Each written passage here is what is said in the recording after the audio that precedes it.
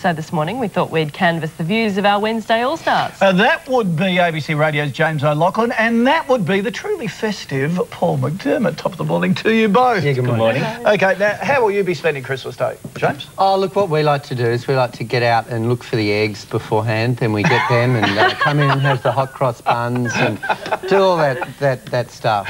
Yeah. And just make the neighbours weird. Yeah, just freak everyone out. Exactly. Yeah. When my parents arrive, I give them an egg and say, you know, Happy Easter, and they just look like that for a while. And that, for me, is what Christmas is all about, just spitting people out. Yeah, Paul?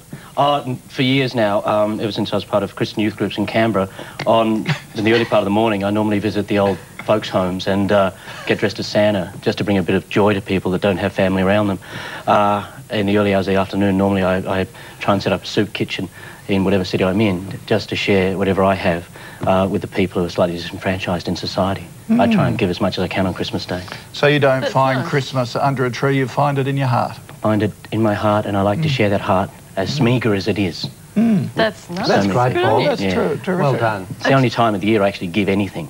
So you give it in bucket loads? Bucket load. A whole Make day a nice of big giving. pumpkin soup, couple of tins of Campbell's. Come on, here you go. I'll chuck a couple of Easter eggs in for you. That'd be lovely. Yeah. Good idea, work that's well. terrific. That'd be a lovely combination, pumpkin soup and Easter egg. Yeah. I'm surprised that hasn't taken off yet. James, are there any traditions that you don't like about Christmas besides the eggs?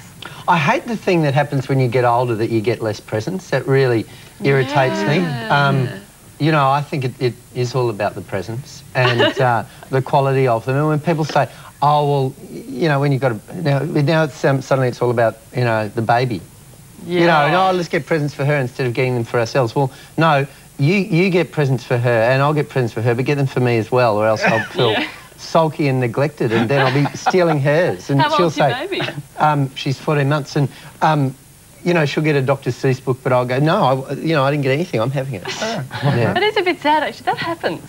It does indeed, Why yeah. does that happen? Yeah. Well, I suppose because people think that because you're older that you have your own income and support system to buy your own presents over the course of the entire year, and you rather don't than just get them as a bucket load in one day.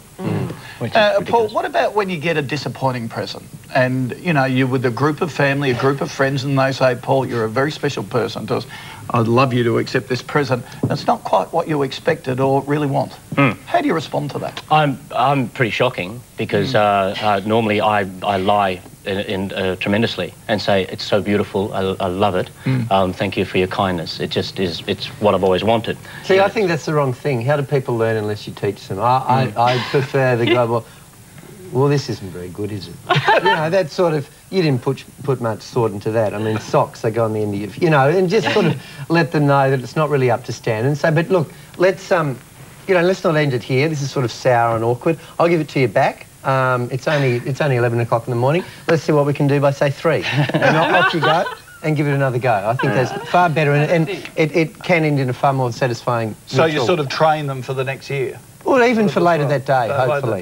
Yeah, Right, so you don't, But I think the complain I worst would like to open up. I would like to do that and use inflammatory language as well, and maybe be derogatory towards them, but I just can't find it in myself. I just have to accept the gift. We were talking about in the shed yesterday, and often you sort of repeat what you've got. Like if it's an awful tie, you go, oh, a tie.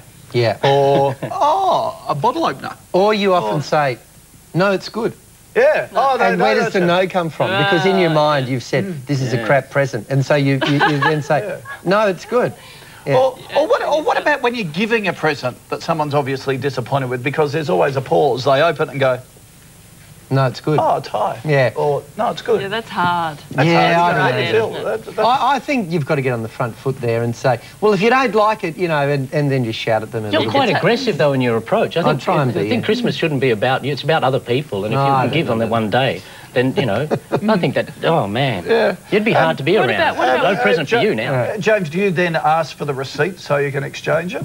So have you got the receipt with it?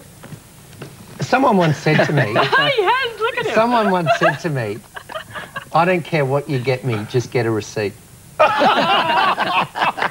Oh, no! Your great record Oh, of that's giving. terrible. I want to know what happens when someone comes round and gives you a present and you didn't get them anything because you didn't think they were going to give you it. Oh, well, that's a tough one. It happened to me on Sunday. Oh.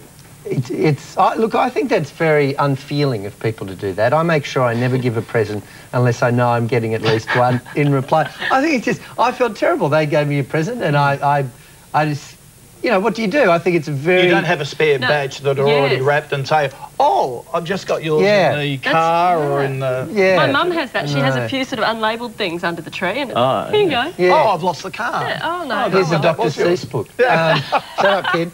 We'll get you another one. A pack of batteries. That's always good on Christmas Day. Anything. A pack of batteries. Very good. Always give second, because then you're not in that risk. Paul, we need some advice for a viewer here, sent in specifically for both of you. They've invited a certain family friend to the Christmas lunch, but their uncle wants this person uninvited. After they've been invited. Bit of tension there. Uncle says no. I'm not very good with this sort of thing, and I'm certainly not a, you know, it's not dear Paul time, but I would say, pull your head in, Uncle. It's Christmas, for God's sake. Bit of kindness. Yeah. Extend it. You know, it's a family. You're a family. You pull. My family, we take in all sorts of strays, and it's part of Christmas. There you go. I don't know about that. That was my initial thought. Oh, you don't know about it. Go on. I thought, what if... Pull your head in. No, no, don't. It's Paul. Christmas, for God's sake. It's Christmas. That's not the spirit of Easter. What if the uncle and this person have some, you know, there's some bad blood going back a while that's going to mean that the uncle's awkward? You know, feels awkward all the time. I think uninviting people's really bad, but maybe the uncle shouldn't go. He should go to your place. Oh, everyone can come to my place. Go to my place. Come on, take the uncle. Great. You just have to put the differences aside, don't you? Yeah, you do. You know, it's Christmas. Chaps, I've found today incredibly instructive. Thank you for your wise words, Paul. Really appreciate it. And James O'Loughlin, we will catch you in the new year. Thank you for all your help this year. No, thank you. See you guys. Have a great Christmas. And happy Easter. On the way this morning, Australian Idol Shannon Knoll. He will be here at 7:40. But next Wednesday's news and whether you are starting Christmas Eve with Sunrise on 7, why would you want to be anywhere else?